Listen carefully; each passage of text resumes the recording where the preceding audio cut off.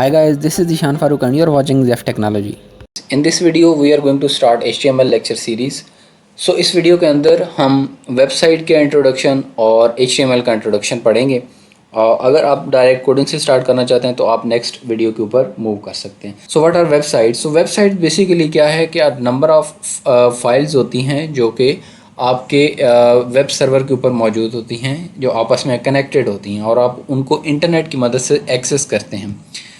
तो इंटरनेट की मदद से आप उनको एक्सेस करते हैं तो उसको वेबसाइट्स बोलते हैं। और आप एक्सेस कहाँ करते हैं? किसी न किसी ब्राउज़र के अंदर। तो ब्राउज़र की टर्म आपको जिनको नहीं पता, क्योंकि ये मैं बिल्कुल बिगिनर्स के लिए बना रहा हूँ, तो ब्राउज़र की टर्म का मतलब आप अगर नहीं जानते तो आपके गूगल क्रोम, जैसे हमारे पास यहाँ पे आ रहा है गूगल क्रोम, सफारी, फायरफॉक्स, तो ये हमारे पास ब्राउज़र हुआ करता है और इसके अंदर वेबसाइट को हम ओपन करते हैं। तो वेबसाइट बेसिकली टू टाइप्स होती हैं हमारे पास मेनली।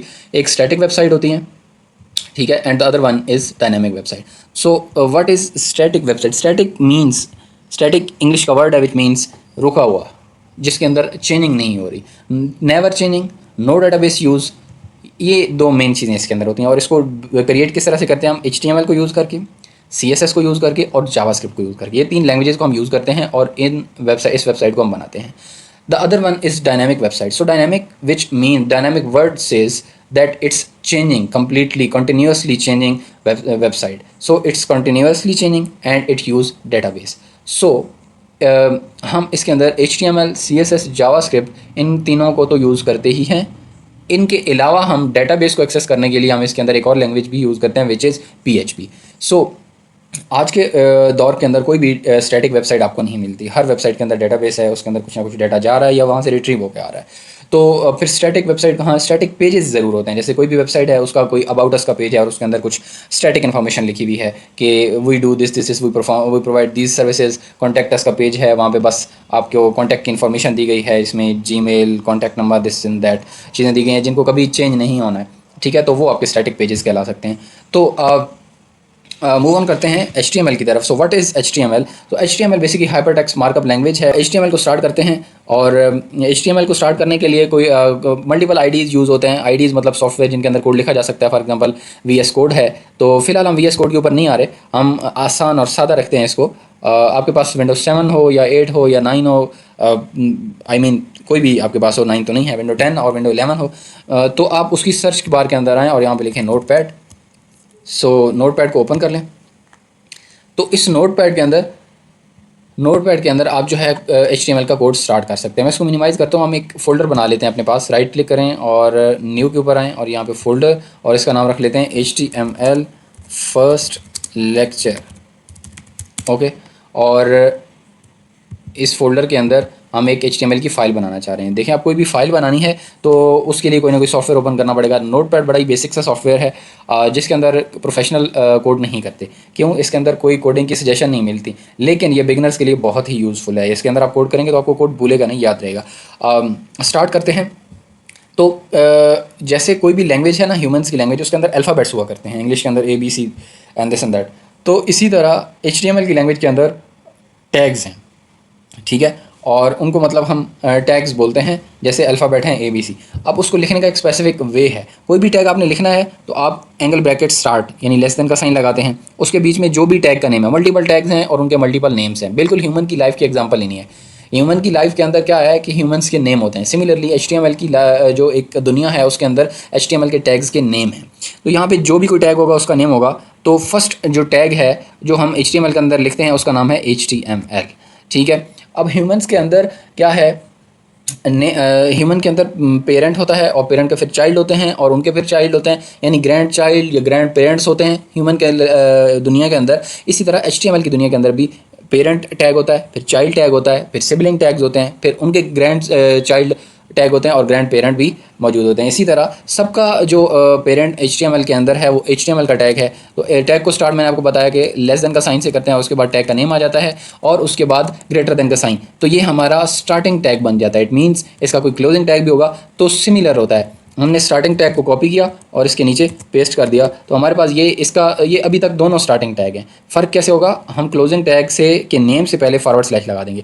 अब ये स्टार्टिंग टैग है और ये इसके साथ क्लोजिंग टैग है। कोई भी स्टार्टिंग और क्लोजिंग टैग के बीच के अंदर आप टैग लिखेंगे तो वो उस टैग का यानी कि HTML का चाइल्ड टैग कहलाएगा। तो हमारे पास सबसे पहला इसका चाइल्ड जो है हमें है वो हेड का टैग है। हमने वैसे ही लेस देन का साइन स्टार्ट किया और उसके अंदर हेड लिखा और इसको ग्रेटर देन के साइन को क्लोज कर दिया और उसके अंदर हम आए। तो अब ये मैं स्पेस दे के इसलिए लिख रहा हूँ ताकि इंडेंटेशन रहे, कोड साफ रहे, वरना मैं एक ही लाइन में लिखता जाऊँगा कोड और कोड बड़ा होता जाएगा और उसकी रीडेबिलिटी खत्म हो जाएगी, उसको पढ़ना मुश्किल हो जाएगा। तो बेहतर प्रैक्टिस ये होती है कि पेरेंट का टैग लगाएं और जो उसका चाइल्ड टैग होगा उसको स्पेस दे के आगे लिखें। सही है, जैसे मैंने लिखा HTML का टैग है और उसके अंदर जो चाइल्ड है वो हेड है, तो हेड का हमने स्टार्ट किया, क्लोजिंग के लिए मैंने बोला था हम फॉरवर्ड स्लैश लगाएंगे और हेड को लिखा और ये क्लोज कर दिया।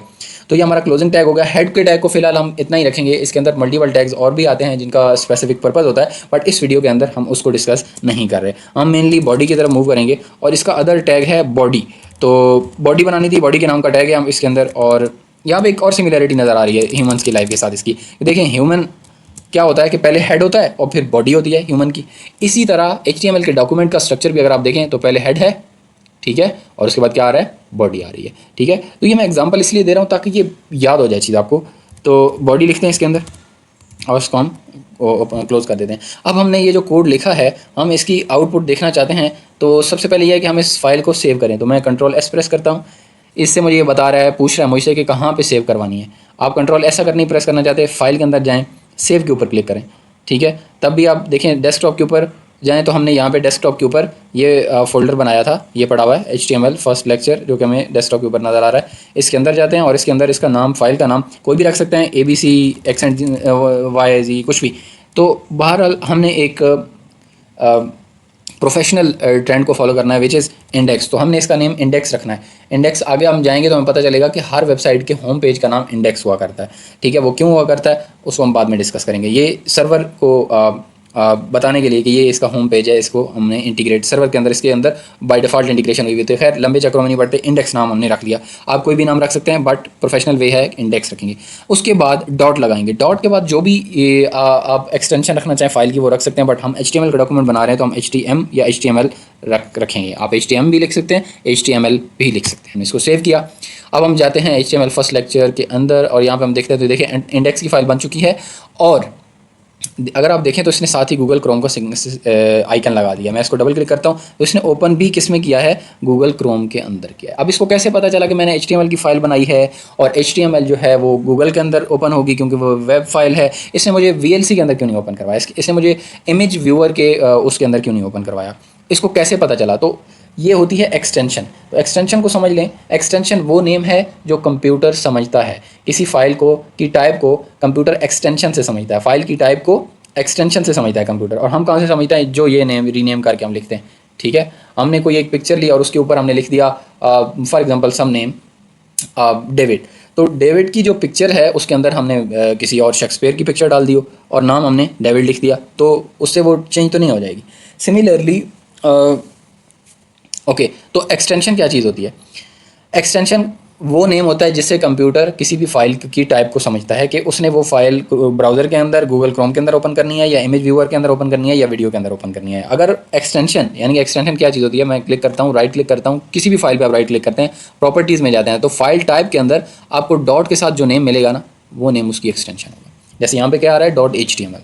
तो .html मीन्स कि ये HTML की फाइल है और इसको कंप्यूटर ने कहाँ ओपन करना है, किसी न किसी ब्राउज़र के अंदर ओपन करना है। हमारे पास गूगल क्रोम डिफ़ॉल्ट ब्राउज़र है तो वो इसको इसके अंदर ओपन करेगा बाय डिफ़ॉल्ट। तो अगर आपके पास इमेज है, अगर आप इमेज के ऊपर राइट क्लिक करें, प्रॉपर्टीज़ में जाए तो उसमें आपको यहाँ पे क्या मिलेगा, .jpg, .png यानी इमेज की एक्सटेंशन मिलेंगी। अगर वीडियो है, राइट क्लिक करके प्रॉपर्टीज़ में जाएंगे, आपको यहाँ पे .mp4, ठीक है, .mkv, सिमिलरली .webpg। तो इस तरह की आपको एक्सटेंशन मिलेंगी। तो एक्सटेंशन उम्मीद है आप समझ गए होंगे कि वो नेम है एक्सटेंशन या फाइल टाइप जिससे कंप्यूटर समझता है कि उसने उस फाइल को किस सॉफ्टवेयर के अंदर ओपन करना है और उसकी टाइप क्या चीज़ है।